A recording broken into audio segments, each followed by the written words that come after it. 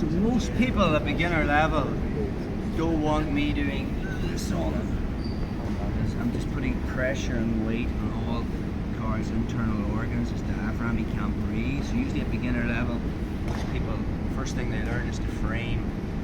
They'll keep their frame slightly off their body as in boxing hand position.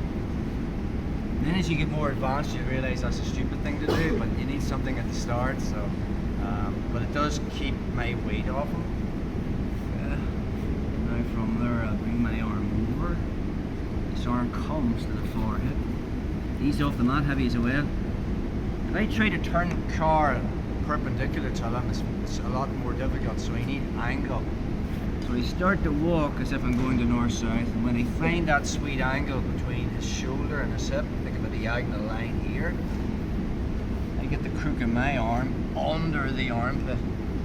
Okay, what gets hard on the side is I physically lift my knees off the mat, and I roll them this way. My knees are off the mat, come underneath, harness control, seatbelt control. So, at beginner level, he might step over, I take his back, but let's look at more advanced people will know not to do that.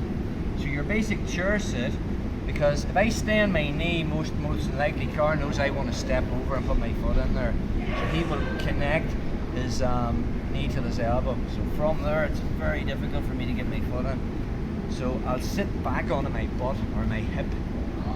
Now from there, I'll bring the car back a little bit and keep your elbow reconnected.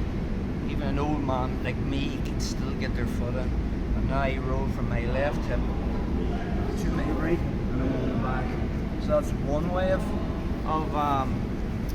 taking the back. It's called a chair sit. Another way is from this position, I can sit back. Right, I'll sit up on my knees so my butt comes off my heel, and I'll physically lift the car from being on the side to being straight up in the air, and I make a connection with my sternum behind the shoulder blades.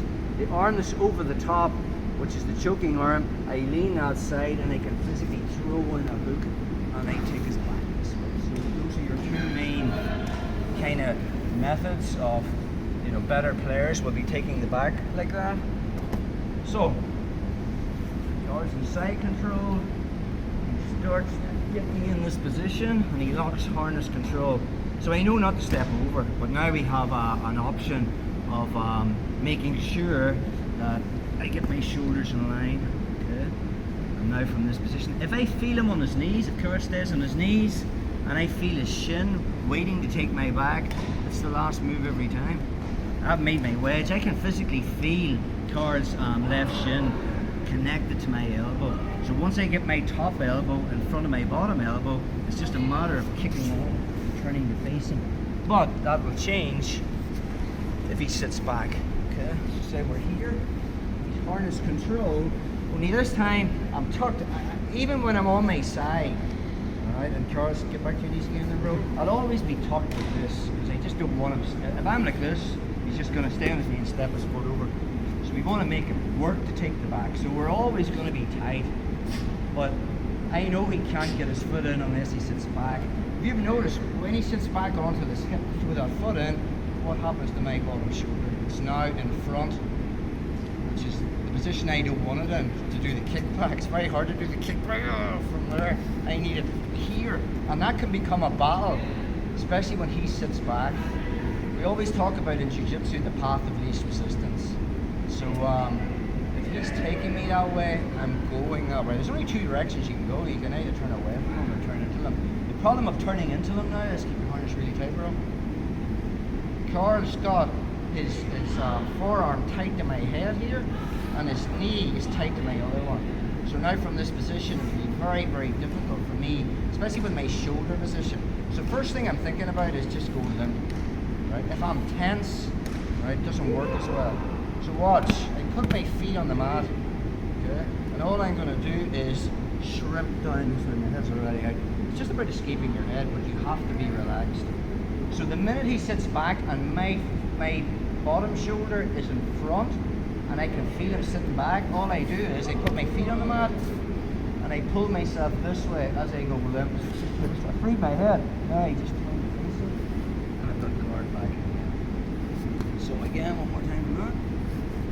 So we has me in harness or seatbelt control.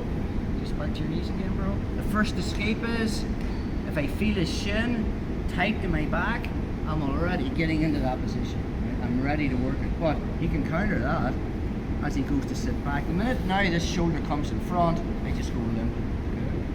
Put my feet on the mat, and the escape is I'm going that way towards my feet. I just do. I just don't turn my head. Now, if I don't move, what happens is if you stay here and try to turn in the car, your own arm stops you because he's connected to it.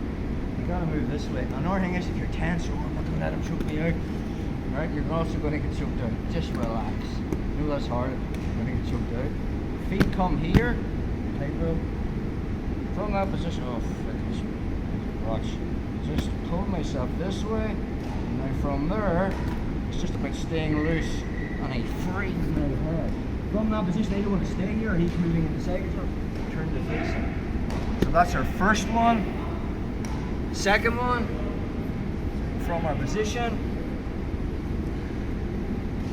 car wants to, instead of chair sitting, he sits me up.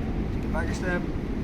As he sits me up, and he's on his knees, he wants to throw in this hook. And now he's on the back again. See that? Nothing too complicated, I just do the same escape. So I'm here. The minute he sits up, the same thing.